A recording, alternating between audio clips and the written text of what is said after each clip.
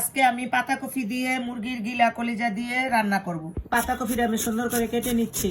পাতাকপি দিয়া কলিজা গিলা কলিজা দিয়া আজকে আমি রান্না করবো। এই যে তেল দিচ্ছি বন্ধুরা, এই যে পেঁয়াজটা আমি দিয়ে দিচ্ছি। গিলা কলিজাটা আগে কষাই নেব। বন্ধুরা পেঁয়াজটা ভাজা হয়ে গিয়েছে, এখন একটু পানি দিয়ে দিচ্ছি। বন্ধুরা আদা রসুন দিয়ে দিচ্ছি। বন্ধুরা হলুদ দিয়ে দিচ্ছি। মরিচের ফাঁকি দিচ্ছি। একটু ধনিয়া ফাঁকি দিয়ে দিচ্ছি।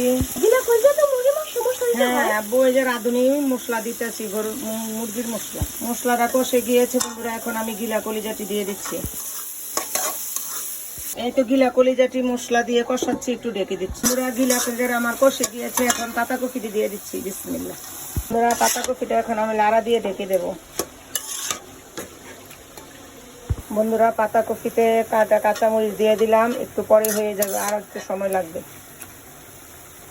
বন্ধুরা আমার পাতাকপিটা হয়ে গিয়েছে ভাজা ভাজা, এখন একটু জিরা ফাঁকি দিয়ে দিচ্ছি।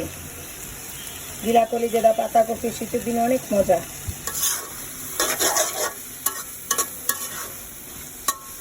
এখন তুলে নিচ্ছি বন্ধুরা, এখন গরম ভাত দিয়ে আমি খাবো।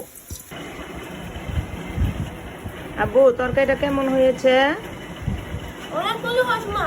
অনেক মজা হয়েছে। আচ্ছা তুমি পেট ভরে খাও বাবা। ঠিক আছে।